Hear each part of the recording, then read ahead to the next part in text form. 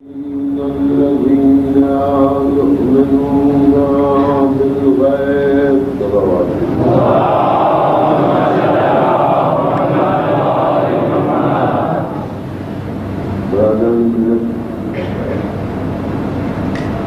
قرآن مجید میں خداوند اعظم مقام ارشاد فرماتا ہے الف لام میم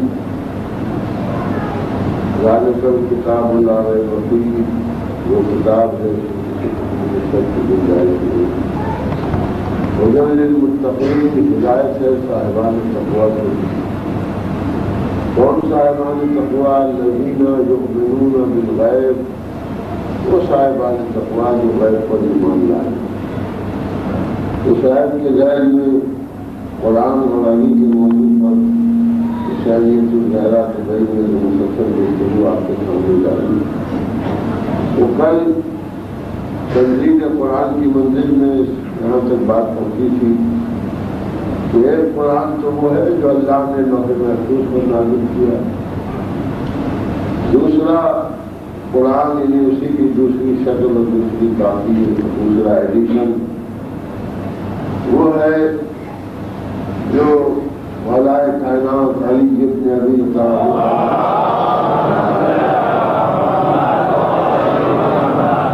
نزول کے مطابق اور تشریح اور وضاحتوں کے ساتھ جمع فرمایا اور مسلمانوں کے سامنے دور اول میں مسجد میں لا کے پیش کیا تھا کہ ہم نے تمہاری ہدایت کے لیے قرآن کو جمع کر دیا ہے، اس قرآن کو لے لو تاکہ تمہاری زندگی، تمہارے فیصلے، تمہارے احکامات قرآن کی روشنی میں بسر ہوتے ہیں، جس کو مسلمانوں نے بلا سبب بغیر کوئی وجہ بتائے ہوئے، بغیر کوئی اعتراض کیے ہوئے، بغیر اس قرآن میں کوئی نقص نکالے ہوئے لینے سے انکار کر دیا۔ تیسرا قرآن جو لکھا گیا وہ پہلے خلیفہ کے دور میں دوسرے خلیفہ کے کہنے پر جو میں کل ذکر کر رہا تھا آپ کے سامنے، زید بن ثابت نے جمع کیا، اور یہ زید بن ثابت کا جمع کیا ہوا قرآن جس کے دو نسخے تھے، ایک نسخہ ام المومنین حفصہ کے پاس تھا، دوسرا نسخہ ام المومنین عائشہ کے پاس تھا، جیسا کہ علامہ جلال الدین سیوطی نے کتاب الافعال فی شرح القرآن میں صفحہ 25 کے اوپر تحریر فرمایا۔ اب چوتھا قرآن وہ قرآن تھا جس کو خلیفہ سیوم نے جمع کیا، اور آج یہ جو قرآن ہمارے پاس ہے یہ وہی قرآن ہے، اسی کی نقل ہے جو خلیفہ سیوم نے جمع کرایا تھا۔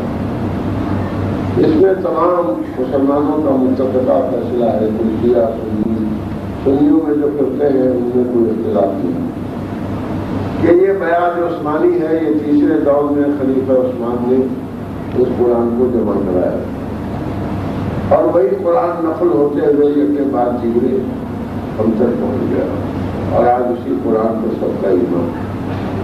پہلی بات تو میں برادران اسلامی سے، کیونکہ علمی بات ہے، اسلام علم ہے، مسلمانوں کو اپنی نجات کی فکر کرنا چاہیے، دوسروں کے مباحث نہیں ہونا کہ ہم کو بدنام کیا جاتا ہے، ہماری گفتگو سننے سے منع کیا جاتا ہے، یہ سمجھا کہ ہم گمراہی پھیلاتے ہیں۔ تو جب موقع آئے گا، بات آئے گی تو ہم کہیں گے ضرور کہ علی نے جو قرآن لکھا تھا وہ مدینے کے مسلمانوں نے قبول نہیں کیا، لیکن خلیفہ سیوم نے جو قرآن جمع کیا وہ ہم نے قبول کیا۔ اس کا مطلب یہ ہے کہ ہم متعصب نہیں ہیں، ہمارے پاس جو قرآن ہے ہم جانتے ہیں کہ تیسرے دور میں جمع ہوا اور تیسرے خلیفہ نے جمع کیا، پھر بھی ہم اس کا احترام کرتے ہیں، چونکہ سب پڑھتے ہیں، پڑھتے ہیں، اسی سے ہدایت حاصل کرتے ہیں، اور نہ ہمارے کسی امام نے منع کیا کہ چونکہ انہوں نے جمع کیا تھا لہٰذا اس کو قبول نہ کرتا ہوں، ایسی بات نہیں۔ تو قرآن کے معاملے میں فرقہ شیعہ اثنا عشری جتنا مخلص ہے اور پابند قرآن ہے اس پر کوئی دوسرا ہوتا نہیں. صلوات دیتے محمد.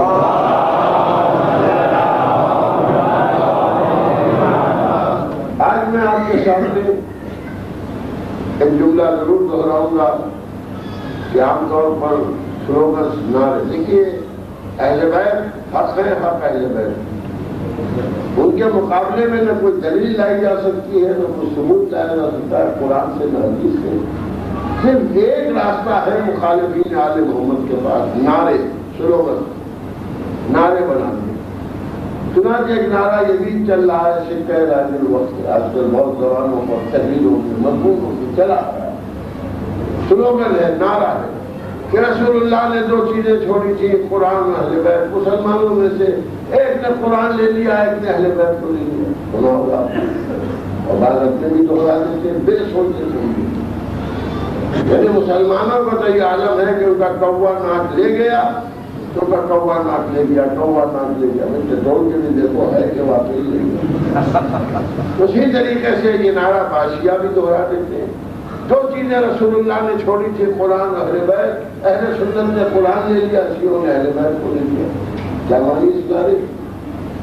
اس نعرے کے تو مانی یہ ہوئے کہ شیعوں کا کوئی قرآن سے تعلق ہی نہیں. کتنی بڑی غلط اور تاریخی غلطی ہے.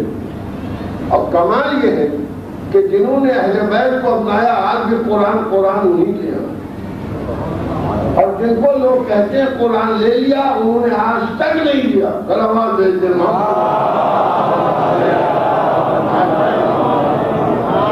کتنی بڑی غلط فہمی اور مس انڈرسٹینڈنگ دنیا میں پھیلائی جاتی. آپ لہذا فرمائیں بسم اللہ سے بات شروع کرو. بسم اللہ الرحمن الرحیم. سب سے بڑا مسلک اور سب سے بڑے معتقدین اہل سنت حضرات میں سب سے بڑا فرقہ مسلمانوں کا. یہ بات ہے، کوئی نوک جھونک کی بات نہیں، جو سب نے لکھی ہے وہ بات ہے. یہ کون سی بات ہے کہ علماء اہل سنت ایک بات لکھ سکتے ہیں اور پڑھ نہیں سکتے؟ صلوات دیتے ہیں. لکھ سکتے ہیں اور ہم پڑھ نہیں سکتے، یہ کون سی منطق ہے یہاں؟ تو علامہ جلال الدین سیوطی نے بھی لکھا اور صحیح بخاری شریف نے بھی کہ حضرت امام ابو حنیفہ یہ فرماتے ہیں تسمیہ لیسا ہے، یعنی تسمیہ جو ہے وہ آیت نہیں ہے. بسم اللہ الرحمن الرحیم قرآن کی آیت نہیں ہے. 114 سورے ہیں جن میں خالی ایک سورے میں بسم اللہ نہیں. سورہ برات حکومت میں اور سب میں ہے.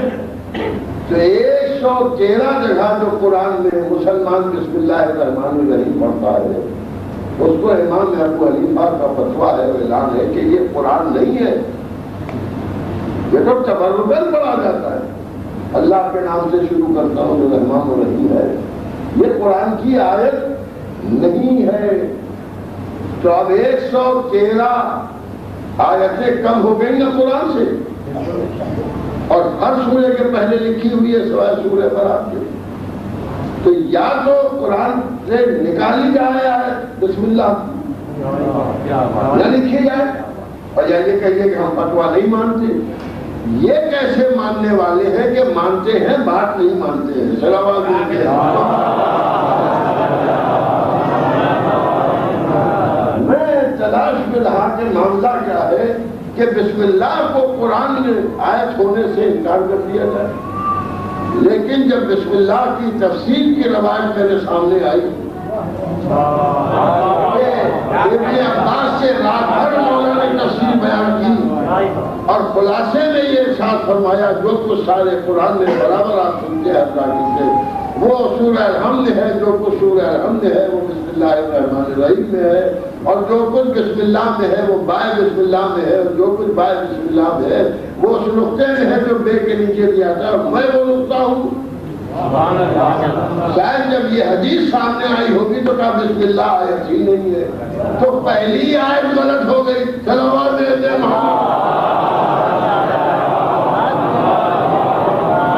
اب آئیے اس متن قرآن میں پہلی چیز جو مجھے آپ کے سامنے پیش کرنا ہے مجھے آپ کے مسئلے سے مطلب آپ شیعہ ہو سنی ہو کوئی ہو، میں تو مسلمان ہوں، مسلمانوں سے بات کرتا ہوں، اسلام کی بات ہے، اور یہ زمانہ فکر کا ہے، یہ عجیب بات ہے، ہر فرقے کا مسلمان اپنے فرقے کے معاملات میں بحث کرتا ہے، لیکن جب اسلام کی بات آتی ہے تو پھر اپنے فرقے پر جم کے بیٹھ جاتا ہے، بات ہی نہیں کرتا، یہ ہے کہ نہیں؟ تو ذہن کو کشادہ رکھ کے اپنا اسلام مسلمان کو خود سمجھنا پڑے گا، کیونکہ ہر ایک کو نجات خود ملے گی، نجات کا معاملہ ہے نا۔ تو آپ ارشاد فرمائیے اس کو کہ قرآن مجید جو جمع کیا گیا اس کی بات میں آپ کے سامنے بعد میں کروں گا، جو تیسرے خلیفہ نے جمع کیا، یہ جو آج ہمارے سامنے ہے یہ تیسرے خلیفہ نے جمع کیا ہوا قرآن ہے، اس کو بیان عثمانی بھی اس کے ایک نام ہے کیونکہ انہوں نے جمع کیا تھا، اور ہر شیعہ کے گھر میں ہے، اور بالکل ویسے ہی جیسا ہر سنی کے گھر میں ہے۔ قرآن دو نہیں ہے شیعہ سنی، قرآن ایک ہی ہے، ترجمے ہیں الگ الگ، میں کچھ کہہ رہا ہوں۔ اس کا مطلب یہ ہے کہ عربی والے قرآن کو تو شیعہ سنی بنا نہیں سکے، اردو میں ٹرانسلیشن کر کے شیعہ سنی بنا دیا، تو جو قرآن کو شیعہ سنی بناتے وہ آپ کو چھوڑیں گے؟ آواز دیتے چھوڑیں گے امت کو، اسی لیے آپ دیکھیں تو گزارش یہ ہے کہ یہ قرآن مجید جو ایک ہی ہے سب میں۔ اب آپ کا ایک اور انداز کہ شیعوں کا عقیدہ یہ ہے کہ قرآن میں 40 پارے اور 10 پارے ان کے امام کے پاس محفوظ ہیں، اور جب وہ انشاءاللہ ظہور فرمائیں گے تو اپنے ساتھ لے کے آئیں گے، مانے چل نہ مانے ڈر سب کو لگا ہوا ہے۔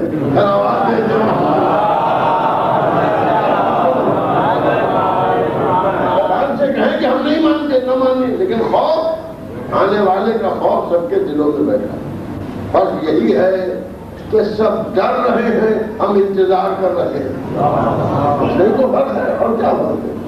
اب آپ کو لہذا فرمائیے کہ یہ قرآن مجید جو جمع کیا گیا تیسرے دور میں وہی آج جاری اور ساری ہے، ہم اسی قرآن پر ایمان رکھتے ہیں، ہمارے سارے علماء کا فتویٰ ہے کہ یہ قرآن صحیح ہے، درست ہے، اس پر ایمان رکھنا چاہیے ہر شیعہ کو۔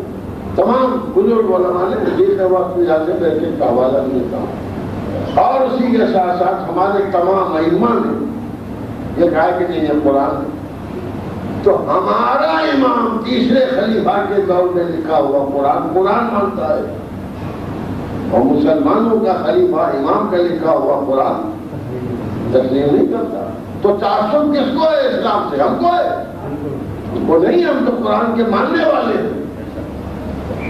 جب جمع کیا تو جمع قرآن کی بات میں انشاءاللہ آپ کے سامنے عرض کروں گا، اس سے پہلے ایک بات اور ہے، ساری ہرڈنگ کراس ہو جائے، وہ یہ کہ صرف یہ قرآن جمع ہی نہیں کیا بلکہ ایک کام اور کیا کہ اس سے پہلے جو قرآن جمع ہو چکا تھا اور جس کے پاس تھا اور جہاں جہاں تھا وہاں سے اس کو جمع کر کے طلب کیا۔ علامہ جلال الدین سیوطی بھی لکھتے ہیں، فخر الدین رازی بھی لکھتے ہیں، اور عبدالعزیز محدث دہلوی بھی لکھتے ہیں کہ تیسرے خلیفہ نے جس کے پاس جہاں جہاں قرآن تھا اس کو منگاتے تھے، طلب کرتے تھے، اور اگر وہ چمڑے اور پتے میں ہوتا تھا تو جلا دیتے تھے، اور اگر ہڈیوں کا ہوتا تھا تو سرکے سے دھو دیتے۔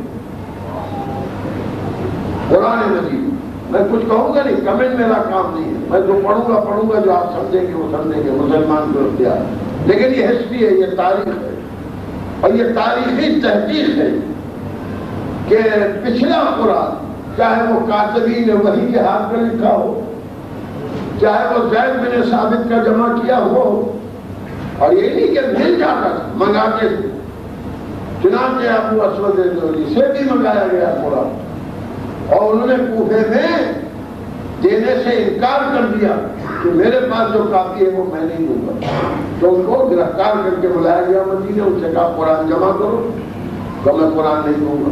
کہا کیوں نہیں دو گے؟ کہا کیا وہ قرآن نہیں ہے؟ تو کون کہتا ہے وہ قرآن نہیں ہے؟ تو پھر جو آپ جمع کر رہے ہیں کیا وہ کوئی اور کتاب ہے؟ کہا نہیں وہی ہے۔ تو کہا جب وہی ہے وہ میرے پاس موجود ہے تو میں کیوں سے واپس کروں؟ تو ان کو مارا کیا، زدو کو کیا، مار پیٹ ایک معمولی بات ہے۔ اصحاب تو اصحاب کو پیٹتے تھے، ہم تو خالی ذکر کرتے ہیں۔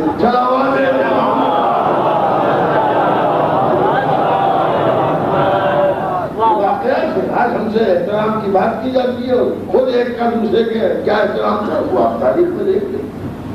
تو علامہ جلال الدین سیوطی صفحہ 25 پر کتاب الاتقان میں لکھتے ہیں کہ جتنے نسخے مل سکے، جتنی آیتیں مل سکیں، جتنے سورے مل سکے، سب کو سرکے سے دھویا گیا، پتوں کو جلایا گیا، اور اس کے آہو میں جو قرآن تھا کھال پر ڈنڈوں کی اور اونٹ کی کھالوں پر جو تھا وہ سب جمع کیا جاتا تھا مسجد میں، اور آگ منگا کے جلا دیا جاتا تھا۔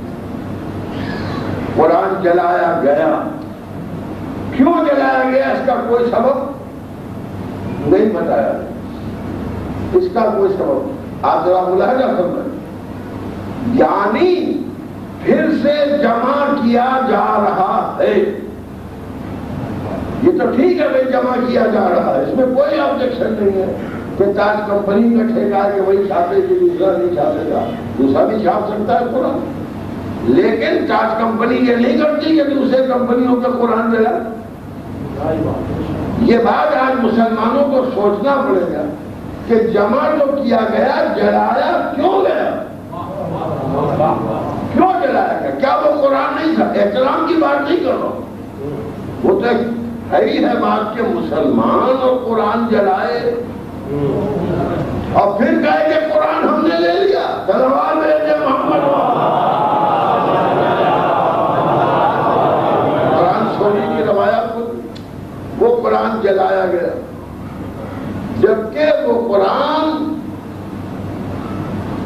جن کا نائش تھا خلیفہ اول کا بھی انہیں تو جمع کرایا، اور خلیفہ دیوم نے بھی اسے تسلیم کیا تھا کیونکہ انہیں کی رائے تھی کہ جنگ یمامہ میں سب سے زیادہ حافظ مار ڈالے گئے یا آپ جمع کرائیں۔ تو جو قرآن پہلے اور دوسرے خلیفہ کے دور میں جمع ہوا وہ سرکے سے دھویا گیا، ہاتھ سے جلایا گیا۔ اب آپ سمجھے کہ لوگ کہتے ہیں کہ اگر لوگوں نے نہیں لیا تھا تو علی کو زبردستی اپنا قرآن دینا چاہیے تھا، کیا علی بھی اپنا قرآن سرکے سے دھلوا دیتے، جلوا دیتے؟ ملاحظہ فرمائیے۔ تو اب مسلمان کو اس بات پر غور کرنا ہے کہ کسی کتاب کو پھر سے لکھا جانا اور اس کے پرانے نسخے کو جلا دیا جانا کیا معنی رکھتا ہے؟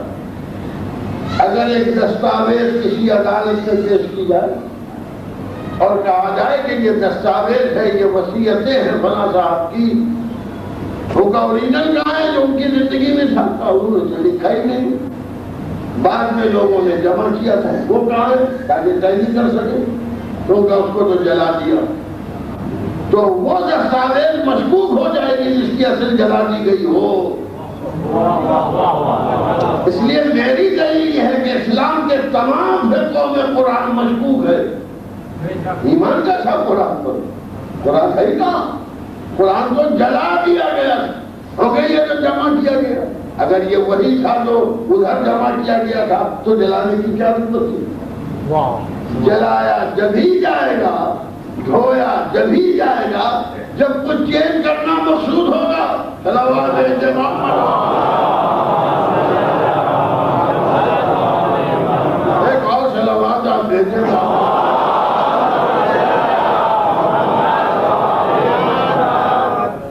اب بڑے لوگوں کی باتیں ہیں، اس میں ہم ایسے چھوٹے آدمی کی طرح دے نہیں سکتے، لیکن بڑوں کے معاملے میں بڑی گواہی لانا پڑتی ہے۔ چنانچہ علامہ جلال الدین سیوطی یہ کہتے ہیں کہ جب ایک وقت نے جا کے ام المومنین جناب عائشہ سے تیسرے خلیفہ کے قتل کے بعد یمن سے ایک ڈیلیگیشن آیا، بہت بڑا ڈیلیگیشن تھا، سینکڑوں آدمی اس میں آئے، اور اس بات پر خبر سے اٹھایا سے کہ آخر تیسرے خلیفہ کو مدینے میں کیوں قتل کیا گیا؟ تو جب آئے تو وہ مدینے والوں سے پوچھ رہے تھے کہ سبب قتل کیا ہے، کاز آف مرڈر کیا ہے؟ تو لوگوں نے کہا بھئی ہم سے کیوں پوچھتے ہو، ام المومنین سے پوچھ لو، زیادہ اتھینٹک بات ہوگی۔ تو پورے اہل مدینہ نے ام المومنین کو ریفر کیا کیس۔ علامہ جلال الدین سیوطی لکھتے ہیں کہ جب وہ وقت پہنچا اور انہوں نے آواز دی ام المومنین آپ پر ہمارا سلام ہو، ہم یمن سے سفر کر کے آئے صرف ایک بات پوچھنے کے لیے مدینے میں کہ تیسرے خلیفہ کا قتل کیوں ہوا؟ تو ام المومنین دروازے پر تشریف لائی، آنے کے بعد انہوں نے کہا کہ ان کے قتل کا سبب تحریف ہے قرآن میں۔ صلوات بآواز بلند،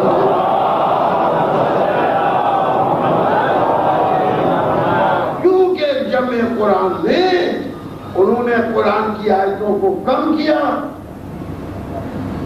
تو اس پر یمن والوں کو بڑی حیرت ہوئی۔ ام المومنین کوئی مثال ہے؟ تو فرمایا بہت سی مثالیں ہیں۔ پہلی بات تو یہی ہے کہ سورہ توبہ سورہ بقرہ سے بڑا تھا، سورہ احزاب سورہ بقرہ سے بڑا تھا، لیکن اب وہ کم ہے۔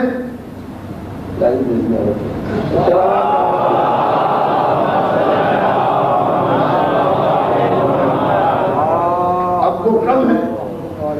پھر اسی کے ساتھ ساتھ یہ بھی فرمایا کہ بہت سی آیتیں جو رسول اللہ کو نازل ہوئی تھیں اور جس کی تلاوت رسول اللہ فرماتے تھے، وہ آیتیں اس میں نہیں لکھی گئی، اور بہت سا لفظیں اس میں نہیں لکھی گئی۔ تو اس کی دو دلیلیں تھیں۔ ایک تو یہ دلیل تھی کہ خلیفہ دیوم سورہ جمعہ میں بساؤ کے بجائے فمزو پڑھتے تھے۔ میں نے خود سنا اپنے کانوں سے کہ وہ فمزو پڑھتے تھے، لیکن اس قرآن میں فمزو لکھا ہوا، یہ تبدیلی کی گئی۔ دوسری انہوں نے کہا کہ سورہ حق نازل ہوا تھا، وہ اس قرآن میں موجود نہیں۔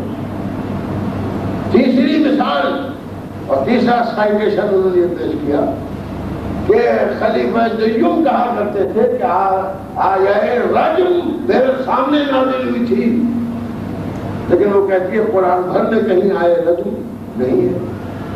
تو چونکہ انہوں نے قرآن مجید میں تحریف کی تھی، لہذا لوگوں نے ان کو قتل کر دیا۔ مجھے قتل کا کیس نہیں پیش کرنا ہے آپ کے ساتھ، مجھے صرف یہ عرض کرنا ہے کہ ام المومنین اس بات کی گواہ ہے کہ قرآن میں ترمیم کی گئی، اور یہ وہی قرآن ہے۔ اور کمال کی بات یہ ہے کہ ایک مثال اور دی کہ خلیفہ اول سورہ الحم میں غیر المغضوب علیہم ولا الضالین، بلکہ وہ اور کچھ پڑھتے تھے سورہ الحم، لیکن وہ نہیں لکھا گیا، بدل کے لکھا گیا۔ اب آپ یہ بتائیے کہ اگر یہ بیان صحیح ہے تو آج نہ کسی کی نماز جمعہ صحیح ہے اور نہ نماز پنجگانہ صحیح ہے، اور اگر آج کے مسلمانوں کی صحیح ہے تو ان میں سے کسی کی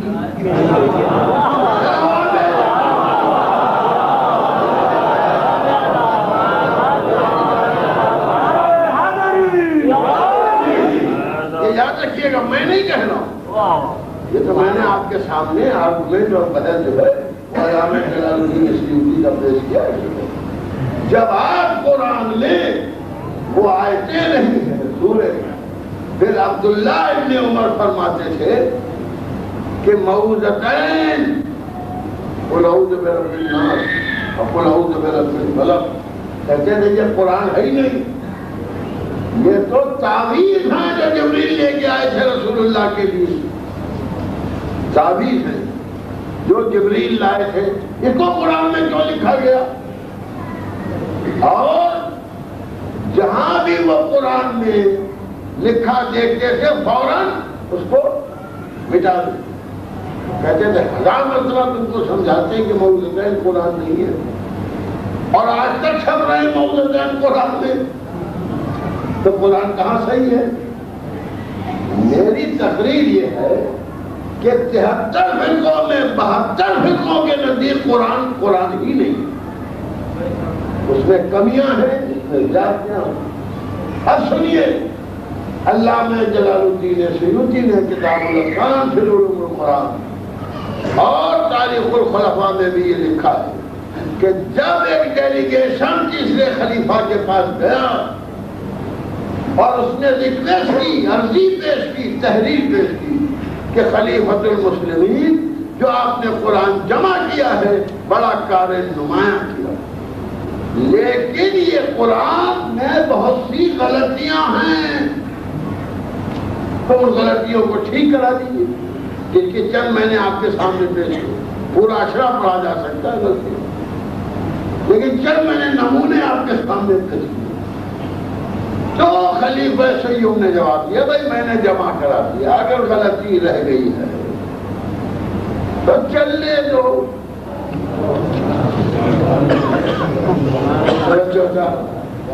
چلنے دو، جو میرے بعد لوگ آئیں گے تو ٹھیک کر لیں گے. صاحبان زبان ہو گیا، اگر عربی میں ہے قرآن کی دوسری لینگویج میں تو ہے نہیں. جس کا مطلب یہ جمع بھی کیا، غلطی بھی ایکسپٹ کی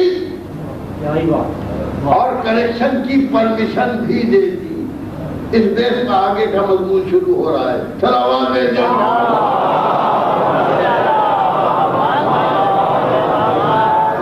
بھی دے کہ نہیں، آنے والے ٹھیک کر دیں گے. یہ نہیں کہا کہ غلط نہیں ہے، یہ نہیں کہا کہ ایک آیت صحیح ہے، میں نے چیک کر لیے، میں نے دیکھ لیے اور بالکل صحیح جمع ہوا ہے. آئے رجل کے مطابق روایت یہ ہے کہ جب خلیفہ دریو سے یہ کہا گیا کہ ٹھیک ہے آپ پڑھوا دیجئے، اگر آپ کو یاد ہے کہ نازل ہوئی تو کہا پڑھوا تو دوں مگر گواہی کہاں ملے گی، کیونکہ میں اکیلا بیٹھا تھا رسول اللہ کے پاس جب یہ آیت نازل ہوئی ہے، اور بغیر گواہی کے قرآن میں کیسے پڑھا دوں؟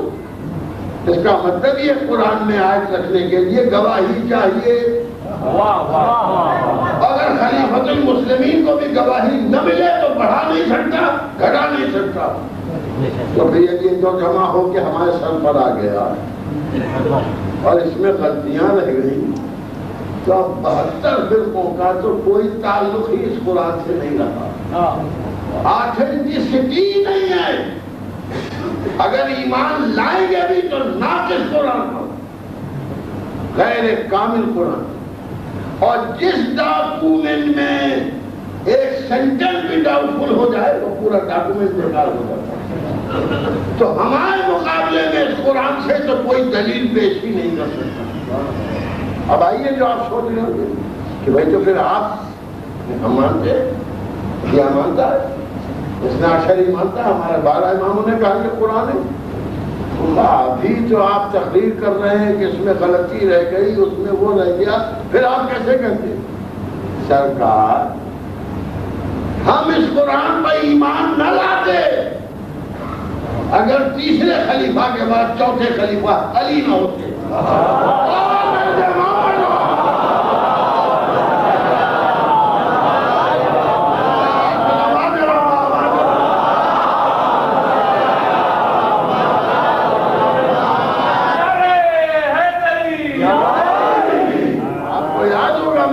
اس میں کہا تھا کہ چوتھے خلیفہ کو بگڑا نہ کیجیے، ایمان پہلے ہی کو رکھیے، مطلب بگڑیے نہیں، یہ بھی نظام میں قدرت ہے.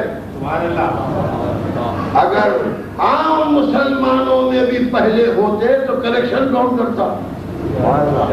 کیا کر پہلے تو صحیح، مگر قرآن کہاں لیا؟ قدرت نے کہا میری کتاب علی سے نہ لوگے، میں بھی علی ہی سے دلا کے رہوں.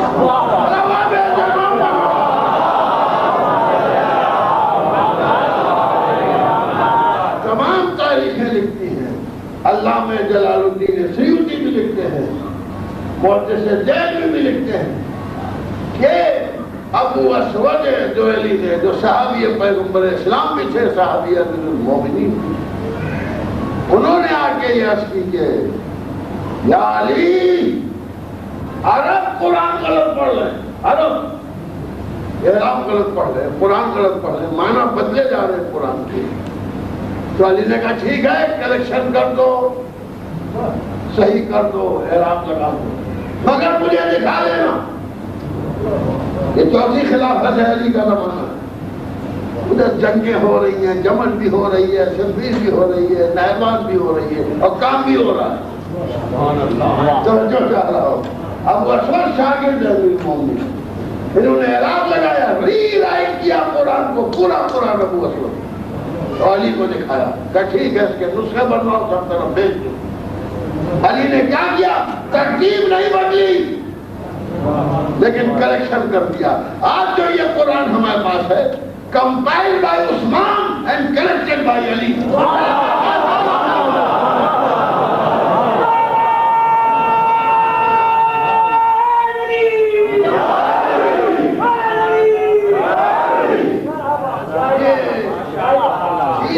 خلیفہ کا جمع کیا ہوا ہے اور چوتھے خلیفہ کا اصلاح کیا ہوا۔ کوئی اہل سنت بگڑ نہیں سکتا کیونکہ تیسرے کہہ گئے تھے کہ آنے والا ٹھیک کر لے گا، تو اللہ نے کہا ہم آنے والے کو ایسے نہ بھیجیں گے جو ہماری کتاب کو ٹھیک کر دے، پھر تم اپنا ایمان کے تم ذمہ دار ہو، اپنی کتاب کے ہم ذمہ دار۔ تو یہ کاپی جو ہے، اسی لیے تو ہم 100 ہے، ہم 100 نہیں ہے، توجہ کریں، اسی لیے تو غیر المغضوب علیہم ولا الضالین ہے۔ یہ وہ ہے جو آسمان سے نازل ہوا لوح محفوظ پر، علی نے جمع کیا، لوگوں نے قبول نہ کیا، توجہ چاہتا ہوں۔ پھر زید بن ثابت نے جمع کیا، سرکے سے دھو دیا گیا، آگ میں جلا دیا۔ انصاف سے بتائیے کہ اگر میں کوئی تحریر آپ کو لکھ کے دوں اور آپ اس کو جلا دیں تو میں کتنا جلوں گا؟ ابھی تو جلوں گا۔ اگر مجھے موقع مل گیا کسی دن تو آپ کو چھوڑوں گا نہیں۔ اللہ نے کتنا صبر کیا ہوگا قرآن جلتے تھے،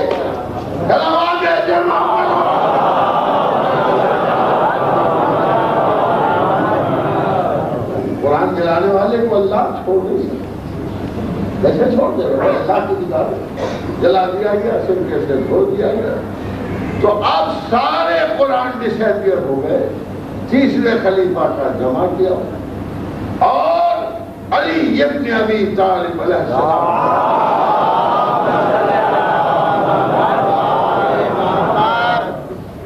ابو اسود کا ٹھیک کیا ہوا علی نے پاس کیا، خالی ٹھیک کیا۔ یہ بھی ایک عجیب بات، شیعہ سے قرآن سے کیا مطلب؟ یہاں ابو اسود شیعہ تھے، ابھی جنگیں سے بھی نبی علی کے ساتھ تھے، زمن نبی علی کے ساتھ تھے، سب لکھنے کے مرد علی تھے، تو علی کا بھی ٹھیک کیا ہوا نہیں، علی نے تو پاس کیا۔ ٹھیک ہے، شیعہ ہی نے کیا، تو اس کا مطلب یہ کل بھی شیعہ قرآن کے ساتھ تھا، آج بھی شیعہ قرآن کے ساتھ، اور کسی ملک کے پاس قرآن کی چھاپ لینا اور ہے، رات بھر میں ختم کر دینا اور ہے، اور قرآن کے معنی سمجھنا اور ہے۔ صلوات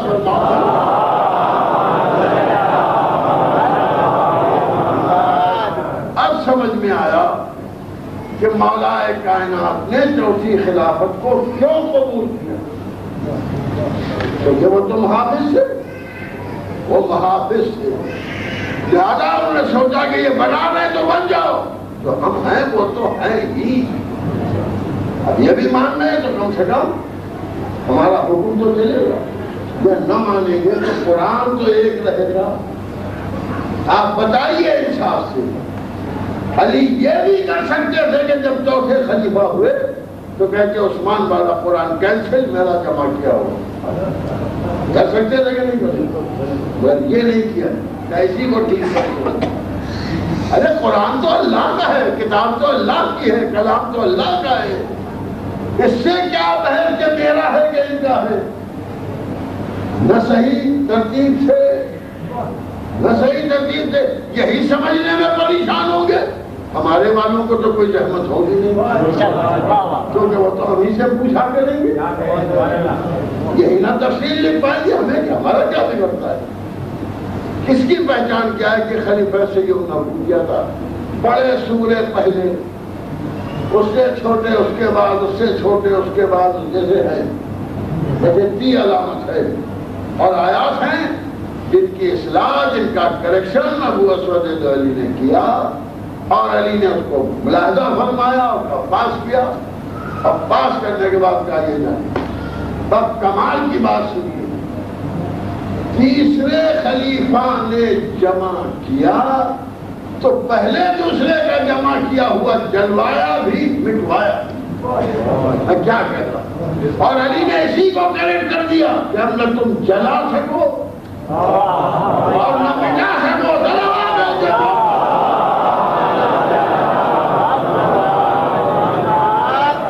تو اب آپ بتائیے کہ یہ کاپی جو آج ہم مسلمانوں کے پاس ہے، یہ علی کی دین ہے، یہ علی کا عطیہ ہے، یہ علی کا تحفہ ہے.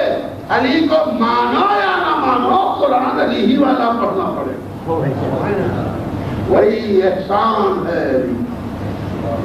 اب آج آپ ملاحظہ فرمائیں کہ اسی قرآن کی تلاوت ہوتی ہے اور اسی طرح ہوتی ہے جس طرح ابو اسود نے درست کیا.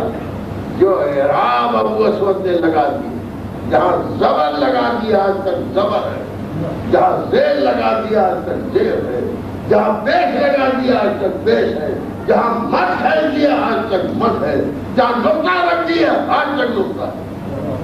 نقطہ تو ہٹا نہیں سکتے، زیر و زبر تو بدل نہیں سکتے. فضائل علی کیا بدلو گے؟ پورا قرآن کتاب ہے فضائل علی کی.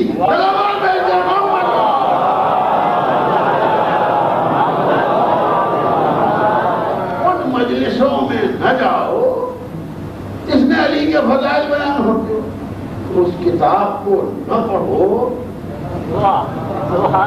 جس میں علی کے فضائل میں. حضور کہتے ہیں کہ شیعوں نے اہل بیت کو لے لیا، علی کو لے لیا، سنیوں نے قرآن کو لے لیا. کیا حماقت کی بات! اہل سنت میں بھی ہم نے ایسے علی کے چاہنے والے دیکھے ہیں کہ جو نام مولا کو فدا کو سنی ہے، اور شیعوں میں بھی ہم نے ایسے دیکھے ہیں کہ حضرات علی والے ہیں مگر کوئی کسر مخالفت میں اٹھا نہیں رکھتے.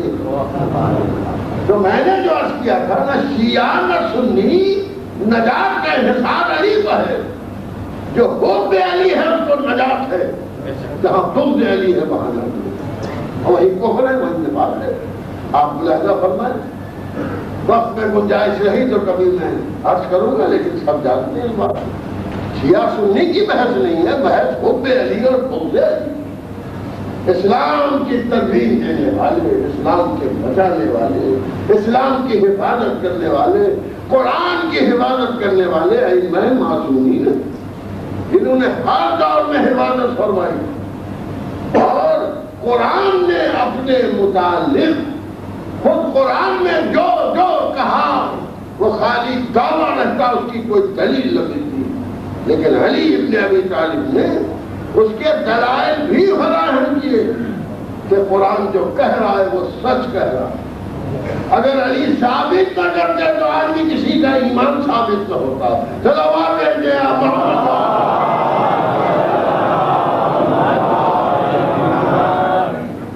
صاحب انہوں نے یہ لے لیا دین نہیں.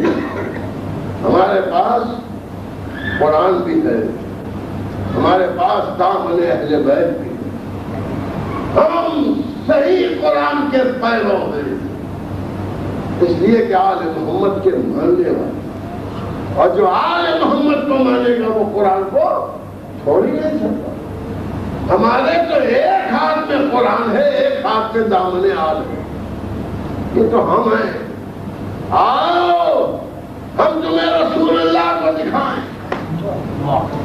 کہ جب غدیر نے منبر پر تشریف دے گئے ہم پر اعتراض ہے، حالانکہ ہمارے ایک ہاتھ میں قرآن، ایک ہاتھ میں دامن علی، اور غدیر میں تو نبی کے دونوں ہاتھوں میں علی۔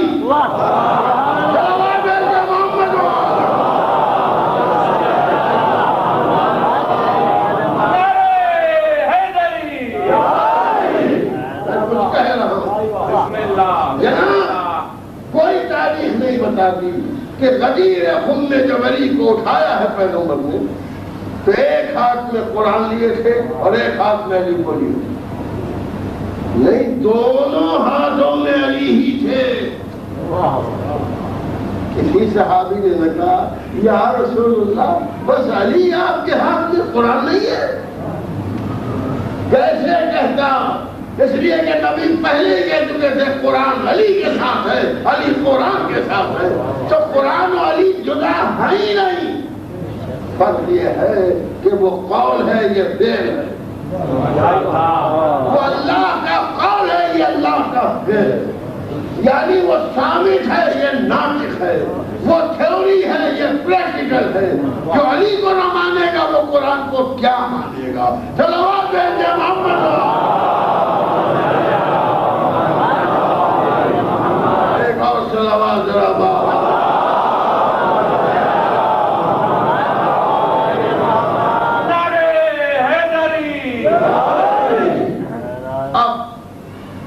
قرآن مجید پہلے قرآن کے سلسلے میں کیا کہتے ہیں؟ وہ خود قرآن کہتا ہے کہ قرآن کی آیتوں کی تعویل، یعنی تعویل، تعویل کسے کہتے ہیں؟ معنی نہیں، تعویل، تعویل اور معنی میں فرق ہے۔ معنی کے معنی ہے میننگ اور تعویل کے معنی ہے انٹرپریٹیشن، کیونکہ اللہ نے بھی بڑی ترکیب سے بات کی ہے، ایسی ترکیب سے بات کی ہے، میں کچھ کہہ رہا کہ کام بھی ہو جائے اور مسلمان سمجھ بھی نہ پائے، اچھا ہوا جو نہیں سمجھے۔ لوگ کہتے ہیں پنجتن کا نام قرآن میں نہیں ہے، جب قرآن میں نہیں ہے وہاں امام باڑے پر تو لکھا ہے، میں کیا کہہ رہا، قرآن میں نہیں ہے، امام باڑے پر تو لکھا ہے، حسینیت تو لکھا ہے، اسی لیے تو ہم نہیں آتے، اسی لیے تو نہیں لکھا اللہ نے کہ تم قرآن بھی نہ لکھا۔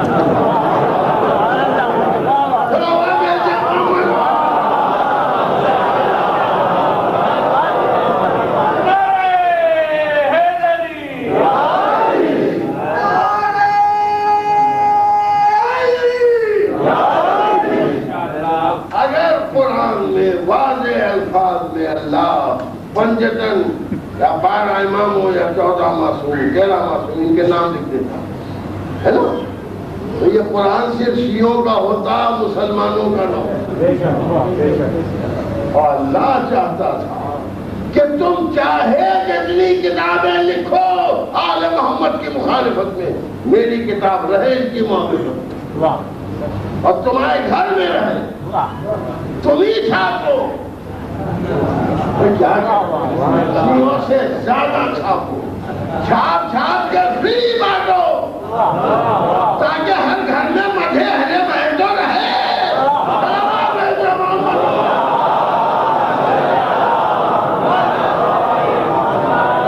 اس مسلمان کا گھر مدھے آل محمد سے خالی، جس گھر میں ہم مزہ کرتے ہیں ایسے نہیں کرتے، 11 مہینے نہ کرتے ہو، جب اللہ کا مہینہ آتا ہے میں کچھ کہہ رہا ہوں تو تراویح میں قرآن پڑھوا لیتا اور پورا قرآن ختم ہوتا ہے، اور قرآن میں سارے تذکرے آل محمد کے بھی آتے ہیں، تو ذکر تو زبان پر لانا ہی پڑتا، اسی لیے شاید بزرگوں نے کہا پاسٹ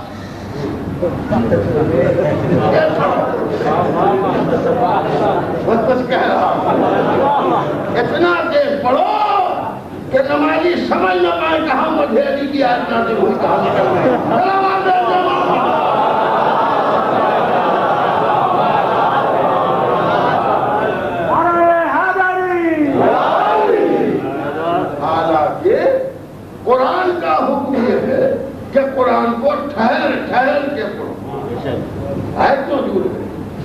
اللہ کہتا ٹھہر ٹھہر کے پڑھو، کہا ٹھہرا ہی نہیں جاتا۔ میں نے یہ منظر ہندوستان میں دیکھے، مطلب ہندوستان اکثر مسلمانوں کو دیکھا، جلوس جا رہا ہے، غازی عباس کا علم جا رہا ہے، تازیہ جا رہا ہے، تابوت جا رہا ہے، اب سڑک ہے، ہائی وے ہے، اب جو نکلے اور دیکھا نظر نہ پڑے، نگاہ نہ ٹوٹے، جب کیسے چلتے ہیں ہم سمجھ گئے جہاں آثار اہل بیت نظر آتے ہیں یہ تیز ہو جاتے ہیں، قرآن میں جب آثار اہل بیت نظر آتے ہیں بیس بار سلام کرتے ہیں،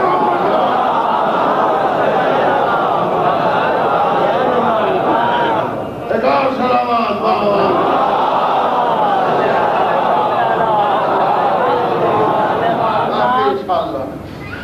گزارش یہ ہے کہ قرآن سے علی جدا نہیں ہو سکتا، علی سے قرآن جدا نہیں ہو سکتا۔ یہ سلوگن محمل ہے، نامعقول ہے، یہ سلوگن، یہ نعرہ کہ کچھ نے قرآن لے لیا کچھ نے اہل بیت، نہیں، قرآن اہل بیت جدا ہو ہی نہیں سکتے۔ جو قرآن کو لے گا اسے علی کو لینا پڑے، اور جو علی کو لے گا اس کے قرآن کو لینا پڑے۔ کہیں الفاظ سے معنی جدا ہوتے ہیں، الفاظ سے معنی جدا نہیں ہوتے۔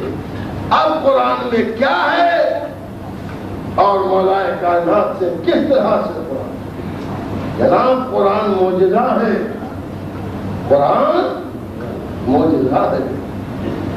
کس نے معجزہ آج تک دکھایا قرآن سے؟ آج ہر گھر میں قرآن موجود ہے، ایک معجزہ مجھے دکھائی کہ کوئی آیت پڑھتی ہے، کہ ہم کہتے دکھائیں کہ معجزہ کیا ہے؟ معجزہ ہے، لیکن کیا معجزہ ہے دکھاؤ۔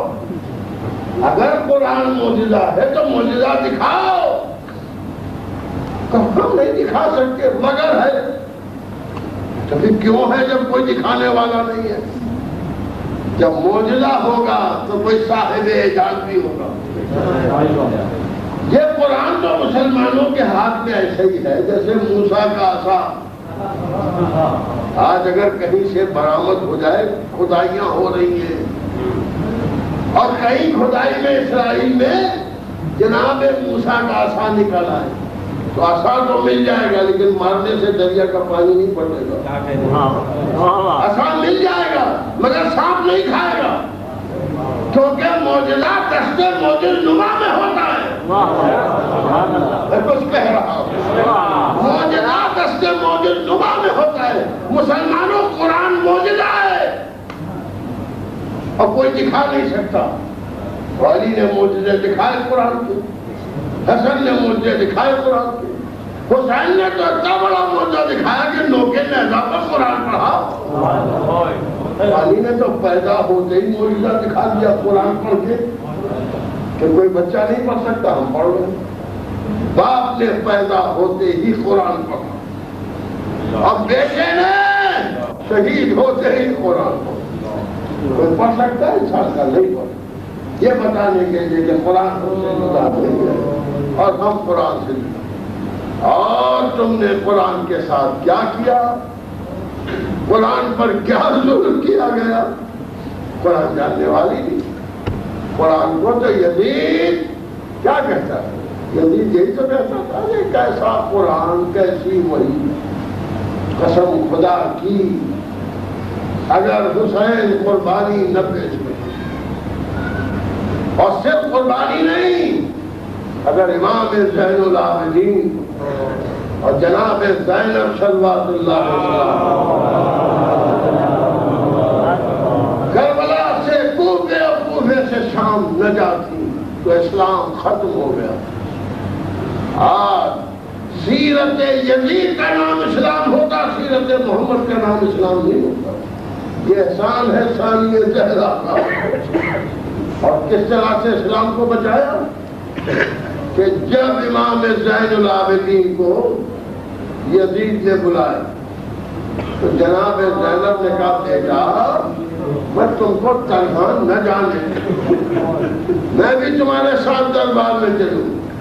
کہا نہیں پھوپھی اماں مجھے اکیلا بلایا، کہا بیٹا میں اکیلا تمہیں کیسے جانے گا؟ کہا نہیں پھوپھی اماں مناسب نہیں آپ کا، انشاءاللہ خیر ہے۔ امام زین العابدین گئے دربار یزید، جناب زینب 70 بار دروازے زندہ کہے، جیسے تاریخوں میں کہ حسنین جب گھر سے باہر جاتے تھے تو شہزادی کونین بار بار دروازے باہر، آج بی بی زینب اسی طرح سے دروازے باہر۔ ایک مرتبہ دیکھا زین العابدین واپس آ، مگر ہاتھوں میں ہتھکڑیاں نہیں، پیروں میں بیڑیاں نہیں، گلے میں خاصدار تاؤ نہیں۔ ہاں دادارو اب 40 بھی تمام ہو رہا، 40 بھی تمام ہو رہا، کل شب 40 ہو جائے گی۔ حسین کا غم بہت جلد چلا جاتا۔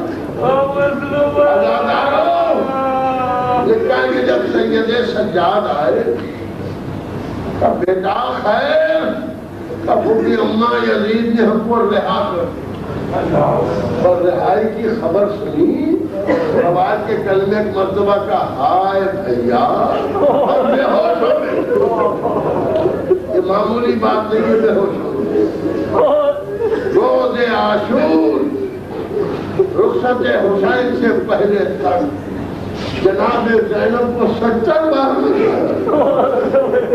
مگر جب سے بھائی نے بہن کو گھر سونپا زینب کو غش نہیں آیا، شام میں غریبہ میں غش نہیں آیا، راہ کوفہ شام میں غش نہیں آیا، زندان شام میں غش نہیں آیا۔ سال بھر کے بعد رہائی کی خبر سن کے بے ہوش ہو گئی۔ امام زین العابدین پانی آئے، چھینٹے دیے، پھوپھی اماں اٹھئے، ہائے بھیا کہتی تھی کوئی سوچتا ہوگا کہ قیدیوں کو رہائی کی خبر ملی اور قیدی روئے، تو خوشی کی بات ہے۔ بھئی کسی قیدی سے بھی کہو کہ تمہیں رہا کر دیا گیا، نفسیات کا تقاضا یہ کہ وہ خوش ہو جائے گا، ہاں ٹھیک کہتے ہیں، مگر قیدی کیوں خوش ہوتا ہے کہ قید سے چھوٹیں گے، بھائی سے ملیں گے، اولاد سے ملیں گے، ہائے وہ قیدی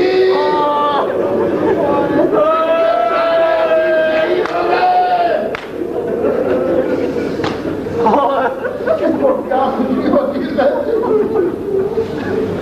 لکھا ہے کہ فرمایا سید سجاد، اور کیا کہا یزید کہ پھوپھی اماں خانوں میں جواہرات منگائے تھے، اور مجھے دے رہا تھا کہ یہ تمہارے باپ کا خوبہار ہے، میں نے انکار کر دیا کہ یہ خوبہار رسول اللہ کو دینا، میں کون ہوتا ہوں حسین کا خوبہار؟ بیٹا ٹھیک کیا۔ پھر یزید نے پوچھا ہے کہ آپ شام میں رہیں گی کہ مدینے جائیں؟ معلوم کہہ رہا تھا شام میں رہیں تو مکان خالی کرا، مدینے جائیں تو انتظام کر دوں، جاؤ اور جا کے یزید سے کہو کہ ہم مدینے جائیں گے، شام میں رہنے کا کوئی سوال، لیکن ابھی مدینے نہیں جائیں، گھر خالی کرا دے، اس میں سیاہ پردے لگوائے، ہم قید خانے سے نکل کے ادا خانے میں جائیں۔ خطروں کی مچھلی یہ امام باڑے، یہ شیعوں نے کوئی میٹنگ کر کے نہیں بنایا کہ جناب زینب نے پہلا امام باڑہ شام میں بنایا، کیا پردے لگوائے تاکہ ہم اپنے بھائی پر روئے نہیں،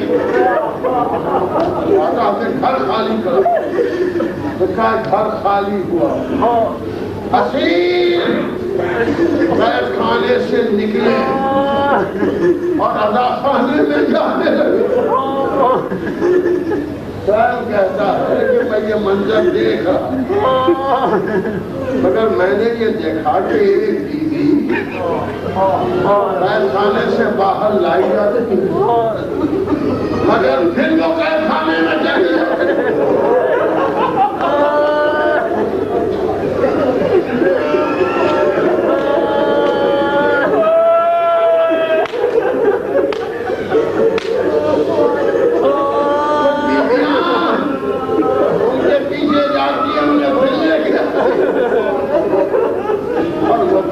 میں نے عورتوں سے کہا پتا لگاؤ یہ کون کی بھی ہے جو قید خانے نہیں چھوڑ تو اس نے آ کے جواب دیا کہ یہ سکینہ کی ماں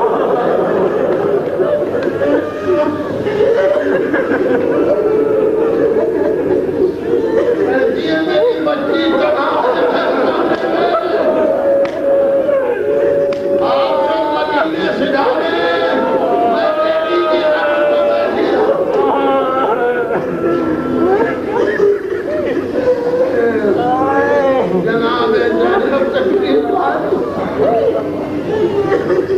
سمجھا کر لے جناب زینب کا بڑا احترام جاتے باغ حسین سربراہ جناب زینب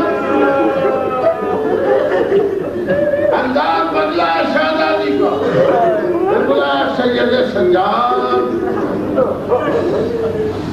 منادی کرا دو کہ بہن بھائی کا پرسہ لینے بیٹھی ہے یہ پہلی مجلس ہے جس کی اطلاع دی گئی زین العابدین جاؤ جا کے یزید سے کہو ہمارے تبرکات بھیج دودھ کا سامان آنے لگا جب بیعت کریے مرزا صاحب اللہ فرماتے ہیں کہ عباس کے مرنے پر وہی جاہو حشم تھا اور اس لوٹ کے سامان میں بھی آگے الگ تھا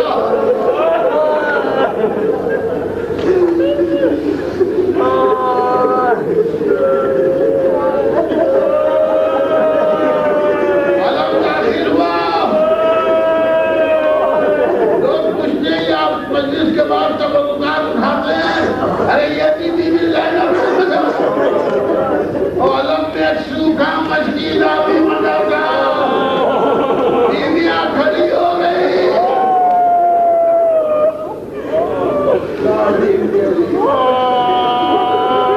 سامان آیا بس اللہ دارو سبحان اللہ خدا تمہیں کسی غم میں جو لائے سوائے تمہیں اور غم حسین میں رونے میں کبھی کبھی ہو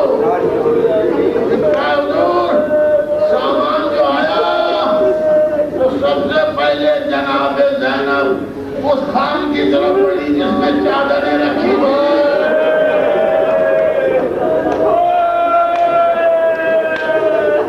زینب نے چادریں اٹھائی کہا شروع کیا لایا جو یہ تمہاری چادر ہے